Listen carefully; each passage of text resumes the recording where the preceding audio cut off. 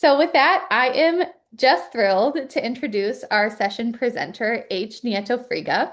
H is the founder and CEO of Supply Change, an organization that works as a bridge between producers, distributors, processors, workers, and communities in service of their mission to re-regionalize the food system. I am going to turn it over to H and very excited to hear what you have to share with us today. Thank you so much, Sarah Jane. I'll just get teed up here.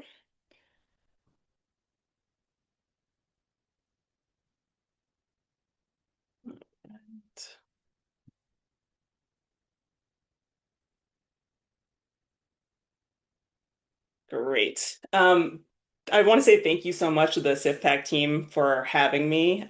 It's also a little bit surreal for me to be presenting right now because I actually am a proud parent of a 7-week-old baby who is downstairs snuggling with my amazing wife, who I appreciate so much for supporting me in wanting to put together this talk and do it because it's one of my favorite topics, and I'm really glad that SIFPAC is providing a platform for us to talk about this important issue a lot more. So Hey the H, top, yeah. I'm so sorry. I'm going to jump in because it looks like something broke with the screen share, and we're just seeing a vertical bar. Oh, Um, all guests, I promise, we practiced this a couple of times. So this is on Zoom, not on us. I believe Mercury is still in retrograde also. That's correct. That's correct. And even if it's not, we're going to say it is. If you want to try resharing, I think we can probably get there. Is that Okay, working better? fabulous. There we go. Thank you so much. Take that, Mercury. Great. So yeah, the title of this talk is Fighting for Fair Food Service, Institutional Food and Corporate Cartels. And I know that there's been some reactions to that word, which we'll get into in a bit. But before we go there, I want to introduce a little bit more about me and supply chain and what we do. So we're a nationwide mission-driven firm. The easiest way to describe us is probably food justice supply chain fixers. So the core thing that we are known for is working with places who have cafeterias, so schools, hospitals, universities, corporate cafeterias, and connecting them with local and underserved producers. So we design values-based procurement programs for those institutions and their cafeteria operations. We also do a lot of technical assistance and training to underserved producers and food hubs. So we've done a bunch of series of wholesale readiness trainings for producers. We do readiness assessments for food hubs to show them operationally what they need to do to get ready to sell to institutions or how to improve their sales.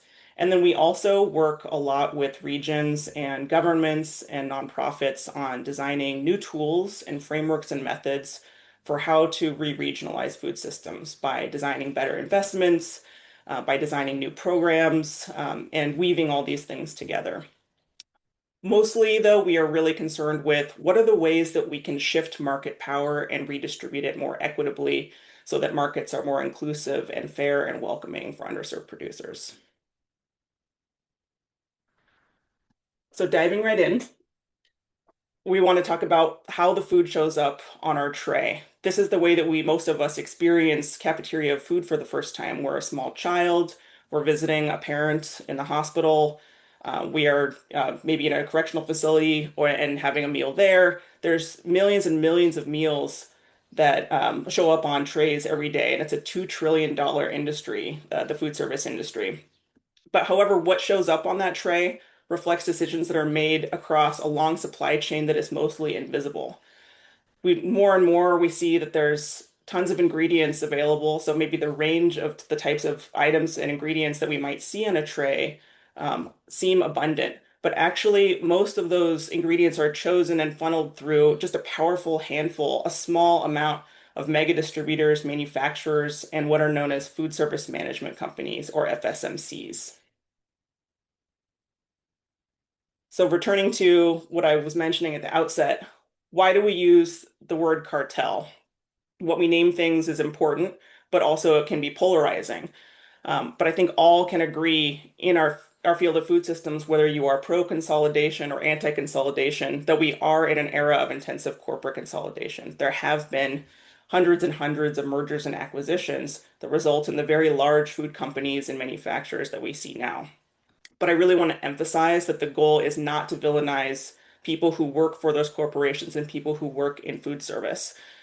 In our work at Supply Chain, we see every day there's tons of chefs, operators, procurement leaders, even as high as VPs who really want to do the right thing, who want to create new policies, create new programs, hire us to help them do that, but really struggle to get that done with us because the main issue is that there's structural concentration in the market around distribution and food service management, and that makes it really hard to do the right thing. So even though there's an increasing amount of will and interest, we have to talk about what makes that difficult. One thing that I think is really useful is borrowing this C4 ratio, which is a term that comes from economists. And I got this from this article you see on the right, written by Eric Schlosser in The Atlantic a couple years ago, that he outlines this really well. So economists say that when four firms control more than 40% of a market, that can be considered an oligopoly or a cartel. Basically, they have such an extreme power over supply chains. They're able to then have the power to squeeze their suppliers and set prices and have control over them. And they also have control over customers. So they're able essentially to keep growing and growing and growing, and it becomes sort of a vicious cycle of growth and power. So that's CR4. If it's more than 40% of a market, it's an oligopoly. In food service, we see that the largest three food service management companies control more than 50% of the market. So we've definitely met the CR4 ratio in food service, which, as we've said, feeds millions and millions of people each day. So digging into this more, the picture is really the relationship and dynamics between two types of companies. One is a food service management company, which we'll go into throughout this presentation, and the other is a broadline distributor. These two are tightly interwoven economically, and we'll take a look at why. So in broadline distribution, I'm sure most people have heard of the largest three distributors there, Sysco, US Foods, and Performance Food Group. And then in food service management, there's Aramark, Sodexo, and Compass Group. Their purchasing and systems and contracts are tightly linked together. They design it so that they can make large amounts of money together, and together they shape how institutional food moves through the system. And for those that are less familiar, just to go over what the difference between somebody who works with a food service management company and someone who doesn't is, if you are a cafeteria operation, say a university that is self-operated, that means that you do your own staffing, you make your own contracts with distributors and farmers, for instance, you write your own menus, you do your own purchasing. You are self-operated, you have control over your operation. If you are a university that contracts out to a food service management company, that means you might hire Aramark to run your operation for you, or Sodexo, or Compass Group, or one of their many subsidiary companies. So in that case, Aramark would come in with their entire system. They do your hiring, they bring in a bundle of contracts for you to work with suppliers that they already have, and so on and so forth. You can see in this graphic on the right, which comes from the B Trade report by Real Food Challenge, that in higher education, more than 80% of universities contract out. So they work with these food service management companies or FSMCs. So you can see how dominant they are over the market.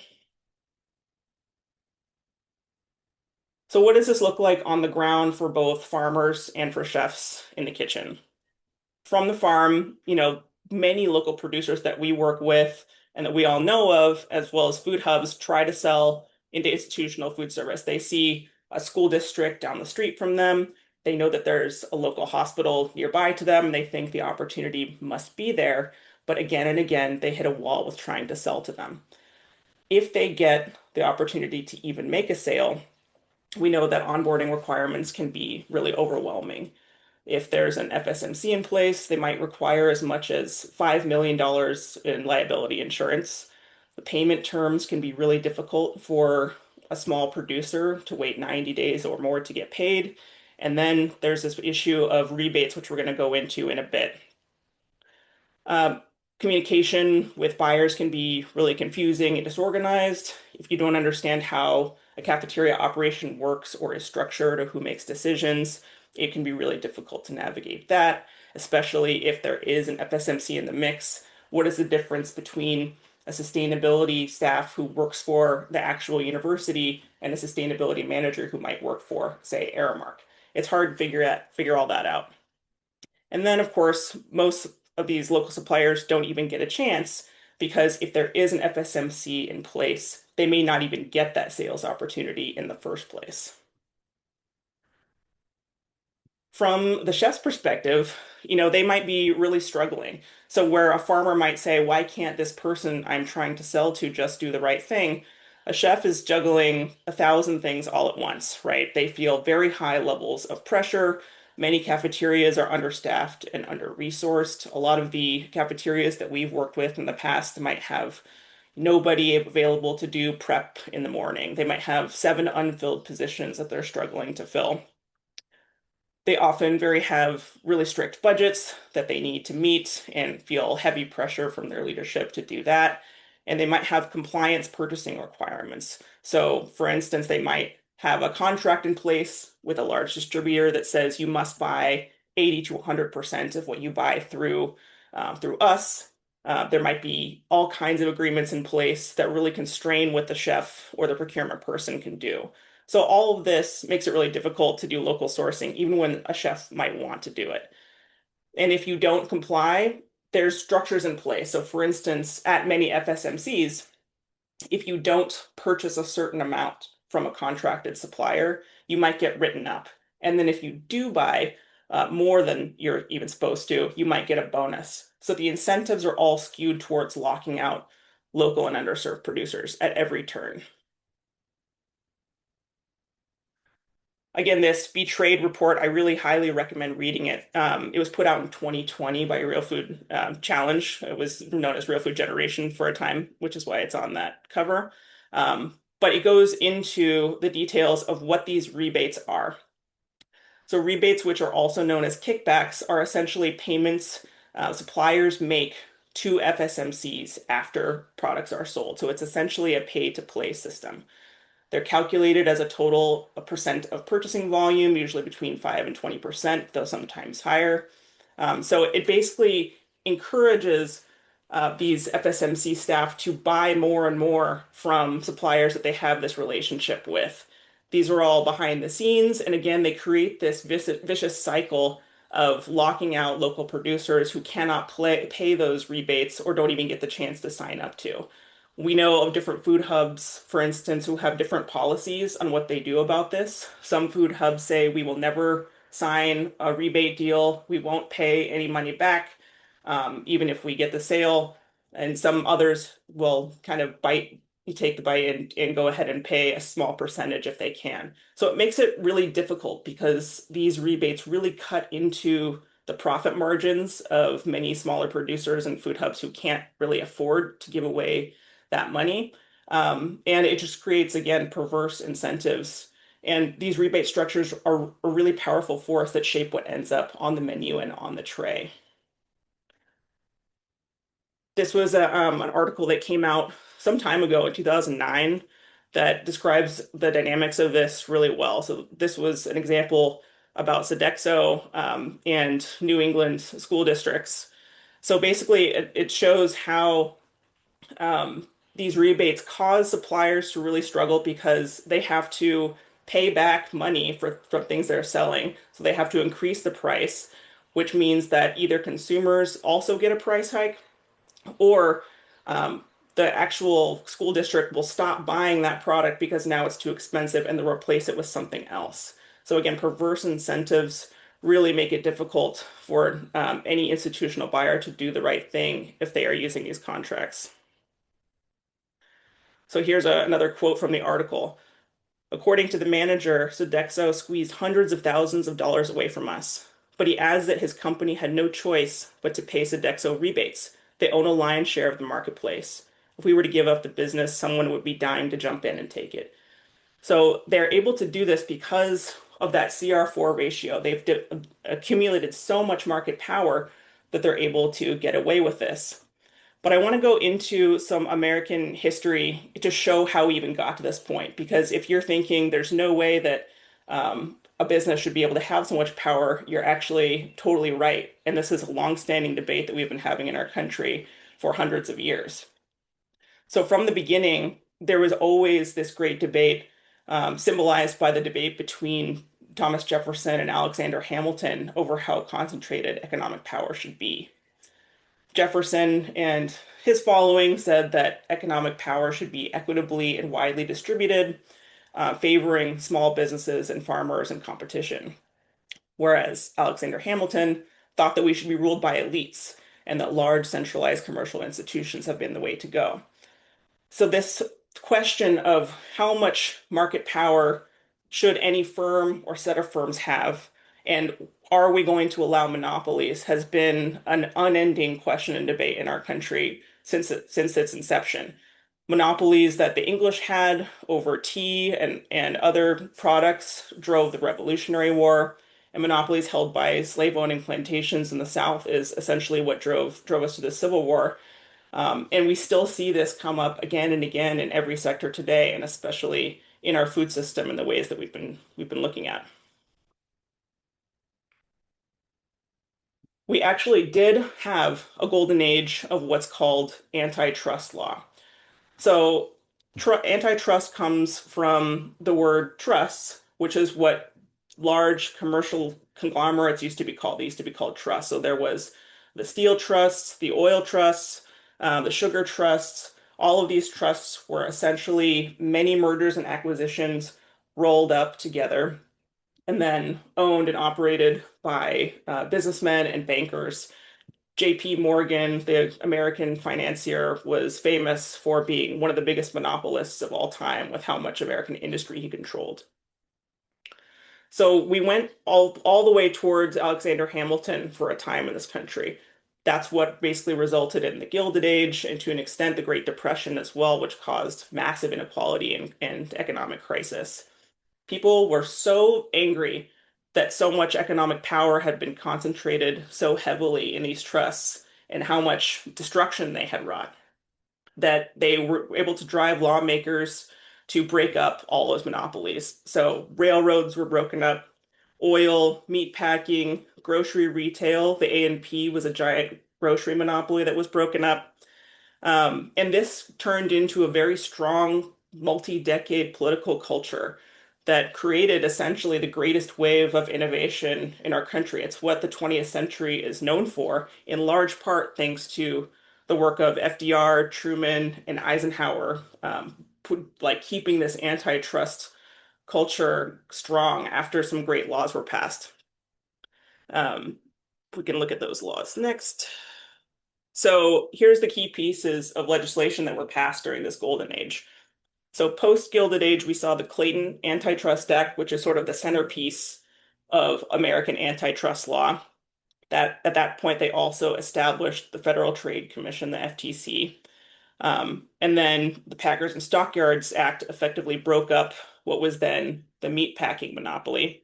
And then we saw the RPA, the Robinson-Patman Act, which is my personal favorite, in 1936, which is designed to protect small businesses by banning price discrimination and kickbacks. We'll come back to that. And then the Keller-Gefauver Act of 1950, which closed merger loopholes and strengthened antitrust enforcement. So this issue wasn't partisan at the time. You saw both Democrats and Republicans on both sides of this issue. Most of these bills were bipartisan and effectively anti-monopoly sentiment was quite dominant for a very long period of time. There's also all a complex history of anti-monopoly and pro-monopoly folks and their relationship to the civil rights movement. So antitrust and civil rights have long been connected, and there was lots of allyship found between civil rights leaders and anti-monopoly proponents. So MLK in particular saw that concentrated economic power was a major barrier to economic and racial justice. And he explicitly drew parallels between antitrust law and his lunch counter actions. and shared the analysis that the Civil War was in large part driven by Southern agricultural monopolies. On the other side, you see Robert Bork, a very conservative jurist who was very against the Civil Rights Act. He was a big pro-monopoly guy, and he essentially laid the groundwork to weaken the enforcement of all those great antitrust laws we went through on the last slide. And that is what Reagan picked up on in order to transform our political culture into one that allowed an unchecked wave of corporate consolidation from Reagan onwards that we find ourselves at the end of today. During the Biden administration was the first wave of hopefulness that some anti-monopoly culture and legislation and enforcement might start to come back. So Biden famously hired Lena Khan, who is an amazing lawyer and economist and anti-monopoly expert to run the Federal Trade Commission. And lots of enforcement actions were underway until the end of his presidency. And now, no surprise here, we see that Trump is engaging in an entirely different antitrust approach. He's engaging in pay-to-play corruption. You might have seen just yesterday that he settled with Ticketmaster over their unfair practices and monopoly case out of nowhere, and he's done that all over the place. So progressives have been calling out Trump for saying he would uphold antitrust law and enforcement, and of course he's doing the opposite. We see that on the side of the Democrats, there's a split between more corporatist Democrats who, of course, are there, whose wealthy donors want them to continue to be pro-monopoly and want to be lower on anti-monopoly enforcement. But from the progressive wing, we're starting to see more and more popular sentiment driving the more progressive wing of the party towards holding large corporations accountable. This monopolies are becoming more and more visible as a source for economic pain. We're seeing it in entertainment.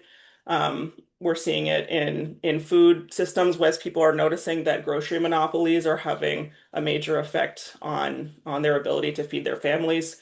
And so I think it's a perfectly right moment for us to bring attention to the more opaque and hidden world of food service because it's usually unknown to most people who is providing food to their table and how incredibly monopolized those companies and distributors are. So it's our position that, my personal position especially, that food justice really depends on fair markets. And I would say that I want to correct one common misconception that and misinformation that's put out by the pro-monopoly side, which is that being anti-monopoly is not being anti-business. In fact, it is pro-business. It's what it is it's pro-fair markets. If small businesses and especially farmers and food hubs don't have a fair chance to compete, then it's impossible to have economic freedom in this country. We shouldn't be allowing and tolerating the behavior described here again by Sodexo, where this supplier says they try to intimidate you. They have such a grasp on the market. They force you to work on low margin. And if you give 10% of your profits away as a kickback, you pretty much are working for nothing.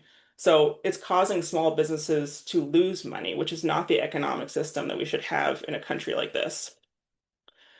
There's also some misinformation from the pro-monopoly side.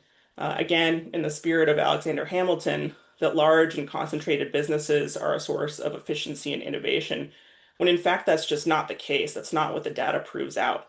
To give you an example from the tech world, IBM at one point was an incredibly bloated corporation whose innovation had almost completely come to a halt. And it was when a difficult antitrust, anti-monopoly case was won against them in the 60s, forced them to break up, that yielded America's software and computing explosion. We blew all the other countries out of the water in terms of our rate of innovation simply because we had made the market fair. And I think we deserve a chance to see that in our food systems as well. So reviewing again, what are the laws that we can use long term to our advantage that are, again, these are laws that are still on the books. They just haven't been enforced since Robert Bork and his crew convinced the Reagan administration and subsequent administrations to use a different standard for enforcement. We still have the Sherman Antitrust Act, which is the base of all of the anti-monopoly and antitrust law.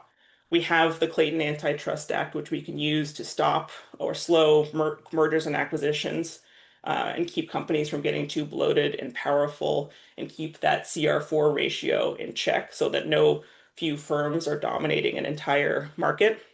And of course, we have the RPA, the Robinson-Patman Act, that prohibits price discrimination. It prohibits rebates. It prohibits kickbacks in a lot of ways. And so these are the tools that we have in our legal tool belt that we can use to change the system, to create work with anti-monopoly lawyers who are popping up around the country in order to generate lawsuits that can break up these monopolies or at least change some of these unfair business practices that are locking producers and food hubs that we work with out. I'll also go into some tactics that we use at Supply Change more in the near term. So we give a lot of wholesale trainings, as I mentioned, and actually SIFPAC hosts a couple of videos of ours that I recommend checking out if you want more of the tactics that you can use if you are a producer or work with producers in order to do this. But hopefully that this talk thus far has given you a new lens in which to do power mapping when you're looking at an institution and whether or not a small producer or food hub can get in. You can assess whether they are self-operated or contracted with an FSMC and generate a whole bunch of checklists from there about what should I do under the self-operated column and what should I do under the contracted with an FSMC column. In general, we advise anyone who is working in this field that systems change starts with seeing the system clearly. So we do a lot of power mapping, both of what kind of business structure a cafeteria is using, and then also, of course, of the humans within them. This is, again, another tactic I learned from my time with Real Food Challenge, where I was once an organizer and I'm now currently the board chair. The purpose of this, of course, is to look for openings where change is actually possible. We don't want to match a small sovereignty farmer with a large hospital that works with a large FSMC because it's just not going to work. But we can find ways to make it work if we can identify the right champions who can give us the right information, if we know what everybody's role in the system is, if we know their commitment level and their decision-making power. So here's a very rough example of a power map that is based on a real case study that we've worked on. So we might be able to look at, say, the director of sales for a distributor. We see that, he might be medium committed, but he has a lot of power, so we should probably focus a lot of time there. We might see that, wow, we've got a really strong ally in the corporate VP who has a high level of commitment, a high level of power. Let's definitely work every angle we can with her to make sure that we get our project off the ground. So just some ways of seeing in the near term, what are the things that we can do to support producers and hubs we work with. I can also give you two quick case studies of how this works in practice. The reason I want to do this is because I don't want to say that our position is don't work with FSMCs. We actually think it's vital to work with FSMCs. There are excellent people working at these companies who, again, really want to do the right thing. And the best way that we can make change, besides the legal strategy, is to work with these people who work for these companies and generate good data about what happens when we try to get small and local farmers in FSMC operations. Did we get sales? Did something break down? That's useful information that we can use to escalate the problem higher and higher and higher, keep trying new project designs, and basically show where the system breaks, where the wiggle room is, what works and what doesn't work. That helps us build more and more of a case for shifting those programs and systems from the inside as well. So while we look at long-term legal strategy, we can also look at short-term operational strategy with these FSMCs. So we have several successful case studies with FSMCs where we've been able to get small farmer sales.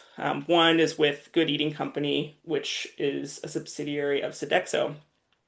After a couple years with many different experiments, we were able to do a BIPOC and regenerative local sourcing program with more than 40 farmers selling about a half truck of produce a week, and we were able to expand that to two additional states. We were able to do some great power mapping and understood that some of our corporate allies inside were key to making the project a success. One benefit of working with an FSMC in this way is that if you can get a project off the ground, you now instantly have access to multiple cafeterias. So, for instance, with this project, we instantly had access to sales to 7 different cafeterias because they're all under one umbrella.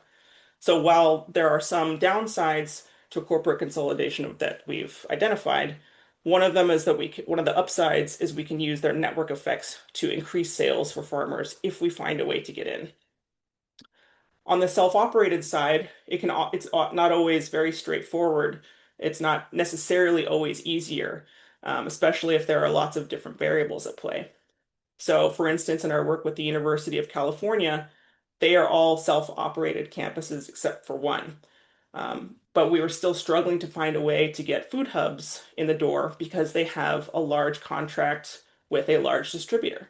So we were able to work with the UC procurement office and rewrite their produce contract in order to allow food hubs to work with distributors for a much lower transportation only cost. So that allowed us to get 3 food hubs into 3 different campuses, and we're working on getting 2 additional food hubs into 2 additional campuses this year. So different tactics for different structures, but one is not always straightforwardly, good or bad or easier than the other. So, in terms of the path forward, we talked about the legal strategy and the tactical stuff that we can do. But for the general public, I would say there's great resources out there for learning the system, and there's more and more popular interest in this topic. So, again, Real Food Challenge, the Betrayed Report. I highly recommend Farm Actions report by Basil Musharbash, which is called Kings Over the Necessaries of Life. It's like 200 pages, but it's so incredibly detailed on how monopolization has affected every aspect of the food system. He doesn't cover food service, but he does cover basically every single input to agriculture, like seeds, fertilizer, protein, all kinds of different things. It's incredibly detailed and illuminating. I would also recommend the book Goliath by Matt Stoller, which covers a lot of that Hamilton versus Jefferson, FDR, Truman, Eisenhower, just like pure American history, really informative with a anti-monopoly lens. Um, if you're looking to just get into this topic and want something a little shorter and more digestible, Age of Extraction by Tim Wu is an awesome one. It looks at tech, but it's all the same anti-monopoly principles that are easily translatable over to our work. And then Lena Khan, Biden's former FTC chair, she wrote this like life-altering report on the practices of Amazon that I think should be required reading for all Americans. So if you want to start there, she really has driven a lot of the resurgence of interest in this topic. In terms of following the fieldwork, follow and support Real Food Challenge. You can subscribe to our supply chain newsletter for case studies that we put out, supply chain strategies on what's worked for us for getting producers in the door at various cafeteria operations. And then we're also going to be doing more of this work on fair food service.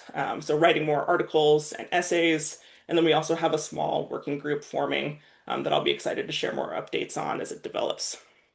And then again, if you want more tactical supply chain wholesale readiness tips and tactics for producers and hubs, you can check out our videos on the SIFPAC YouTube channel. And that's it for my presentation. I'm really excited to dig into conversation with you all and take some questions, but here's my contact information. Please feel free to follow us, send me an email, and reach out.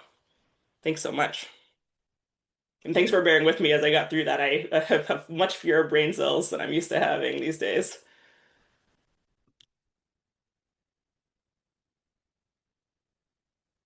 Thank you so much, H. That was incredible. So deep and detailed. I was like furiously taking notes, and I imagine I'm not alone in that. Um, Folks, we are able to take questions in the Q&A function in Zoom or a DM, or you can use the raise hand function since we're just on a regular Zoom meeting, if you'd like to come and use your voice in the room.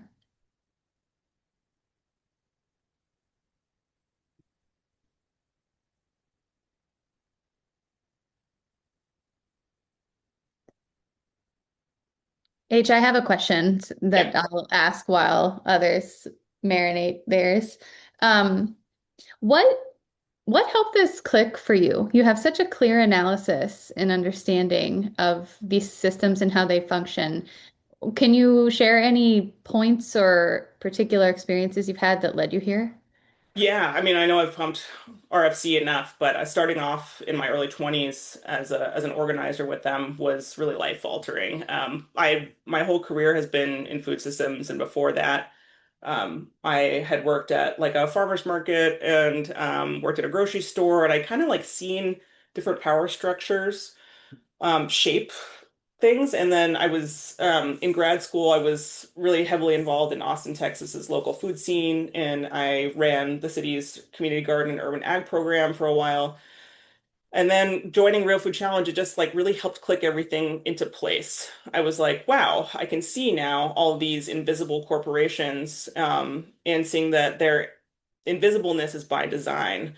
That is how they accumulate so much power in the dark.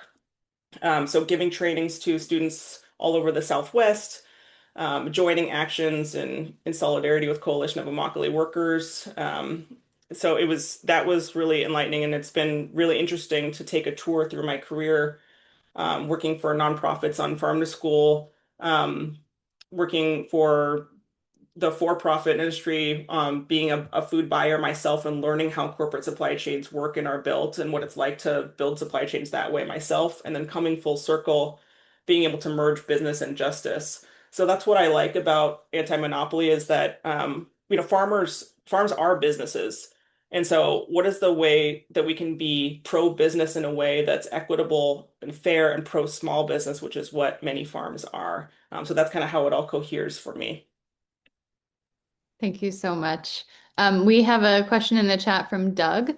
Can you speak a bit to the impact that the same sorts of buying programs have on grocery stores? Yeah, there actually is more literature and journalism on anti-monopoly in grocery stores, and actually Errol Schweitzer of the Checkout, I'll type his name. If you look up his Substack, he just wrote an amazing article on how this work applies to grocery retail. He used to be the VP of grocery for Whole Foods, so he has deep and intimate knowledge of how this plays out in that environment. Yeah, and he is awesome. Jamie, go ahead and share in. Thanks, Sergey. Hi, H. Hey, Uh, Jamie. Talking about the rebates and those programs that exist with large distributors and food service management companies, can you say more about the transparency or the lack of transparency that often goes into those, and especially with how that relates to public institutions and publicly funded institutions? Yeah, and I know you know this topic intimately. And we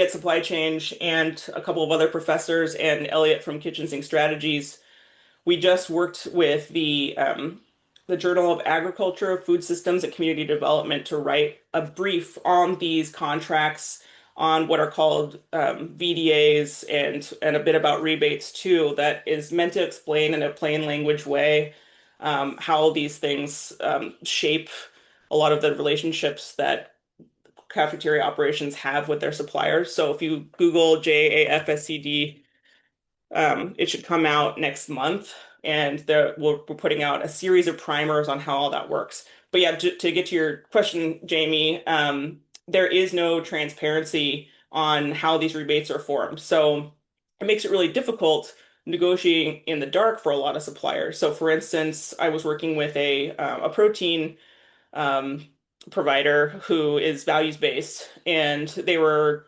in like deadlocked in negotiations with a food service management company for 18 months, and trying to find information on what other types of suppliers similar to them, what had they signed at, what percentage did they agree to? Because of course they wanted the business, it would give them access to hundreds and hundreds of accounts, but they didn't want to shoot themselves in the foot economically. So it makes it really difficult to do business in a fair way when no one knows what the other is paying. And again, as we see according to the Robinson-Patman Act, that's likely not legal to be able to hide those negotiations in the dark, especially when these things are being sold to public institutions. So I think there's a lot of legal tools we have on the table in terms of using FOIA and things like that in order to get these numbers out in the open, because often the best way to solve a lot of problems is to shine a giant flashlight on it. Thanks, H. I'm going to read a question from the Q&A, but I also see that Doug asked if you would be able to navigate back to the reading list slide. Yeah, Awesome. absolutely. Thank you. The question in the Q&A is, what are your thoughts on the work the Center for Good Food Purchasing does in trying to ensure food chain transparency? Yeah, I mean, the center is awesome and they've done such an incredible job. I think building a lot of legitimacy for the values-based purchasing movement. I think they would also probably be the first to admit like that there's maybe a little bit more fire that's needed in the space in order to push things along faster, even though they've accomplished so much. I think that what one of the best things about GFPP is that it provides visibility for an operation who wants to do the right thing to be like, oh, wow, I didn't realize, like I am really not meeting my goals in animal welfare. I'm not meeting my goals in valued workforce. I'm not meeting my goals in local and community-based economies. Like, wow, I really need to improve my sourcing. But also, it doesn't, we know that we, as a movement, as a whole, we need to push it further because say that operation says, wow, I want to do better at local and community-based sourcing. What kind of changes can they make if they are bound to a giant contract that constrains 80% of their purchasing? What can they do if they have a 10-year contract with US Foods, for instance, which is very common? So I think we can all acknowledge that there's a lot more that we can do to both and it, right? So yes, we should measure and set goals, and also let's break down the structures that are preventing us from meeting those goals more quickly. Right. We've got another one in the chat from Sam. Thoughts on how to best work with the big three on food diversion to local nonprofits? I would like to partner with local orgs too, but when the big players have so much product and money for donations and sponsorships, I'd love insight on how to leverage that effectively instead of putting the burden on small businesses. Yeah, that's a really good question. I'm not an expert in food diversion, but I know that typically finding a friendly sustainability manager or director is the key to finding it. And it's interesting how different sustainability offices' goals can be.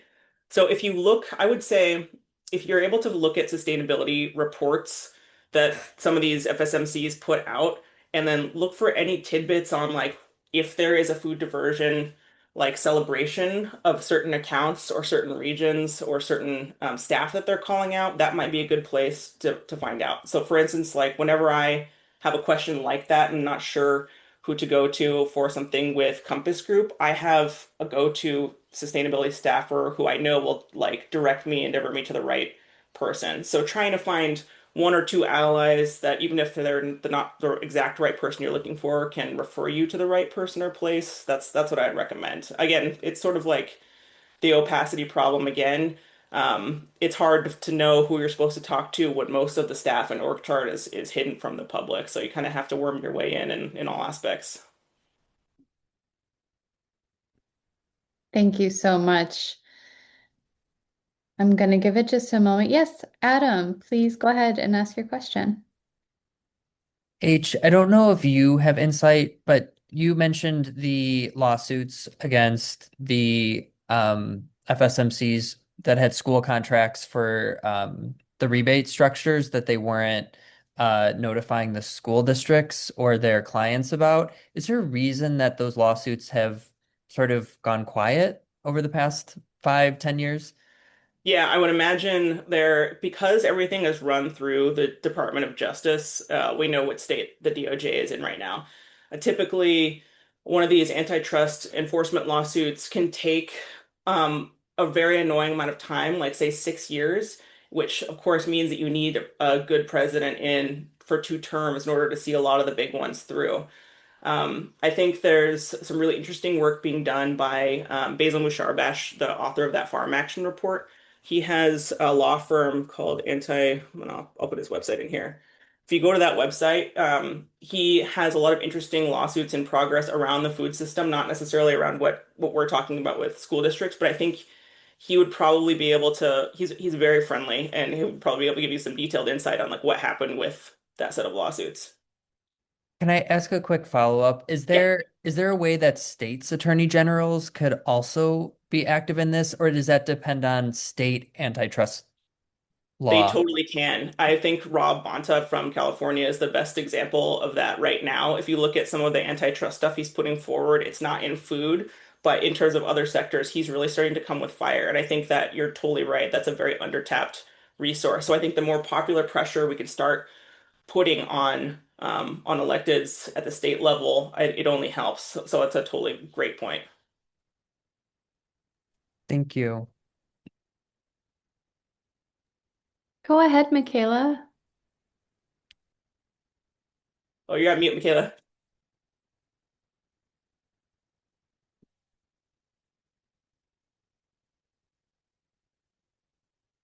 No.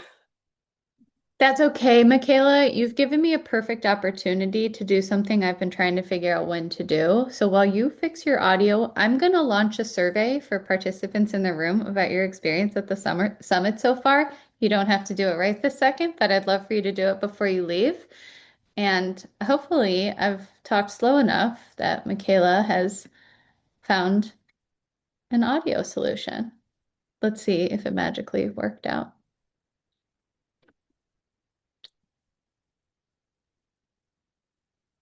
Close. We got close. Please feel free to fill out the poll while we see if we can get Michaela's question in.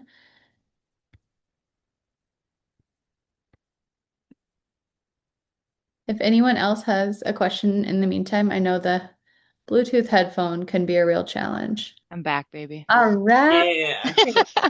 After the most embarrassing pause of all time. H, first of all, congrats. Thank you. Second of all, thank you for sharing your wisdom with us yet again. I always learn so much from you. I'm just curious a little bit about the power mapping exercise Yeah. because I feel like I've heard you touch on that before, and I'm curious on how you approach it. And, is there some structure to it? At what stage are you power mapping? Is it vibes based? We're actually it's a good question. So we have tried a couple of different formats with it, and actually, as like a team, are looking at formalizing the process a little bit more. So, like for instance, with the University of California, we had these like sitemap 360s we called, where we essentially did power mapping, but in a way that everybody on the oh my God, my brain. The procurement office could also see, so they could see our analysis of different chefs, their commitment level, and their decision-making power as we saw it. So it became kind of like an interesting collaborative document. And then we also used that for tracking like progress on like getting that avocado deal or that cheese deal across the finish line. So that's one version we've used. And then we've also just done like vibes-based ones in our team notes internally at Supply Chain where we are like able to we use Notion to run our business.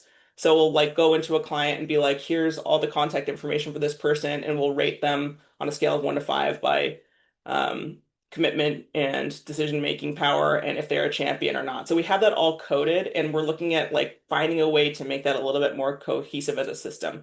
What I generally recommend is that it doesn't, for beginners to this, it doesn't have to be super formal, but just the practice of having a notebook and doing that analysis forces you to understand like what everybody's role is and again, like where how helpful they can be to you. I find that like as you know, like farmers often don't know where to start or who they should even be talking to. So having a farmer or a food hub go through that process can help move them, several notches down the line in terms of their success rate.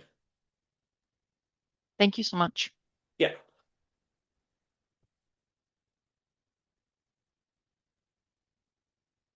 H, thank you so much for generously answering so many questions. This is really wonderful.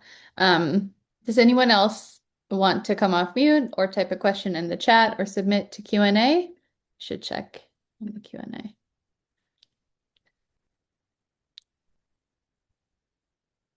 Okay. H, any final words of wisdom for us before you wrap your session?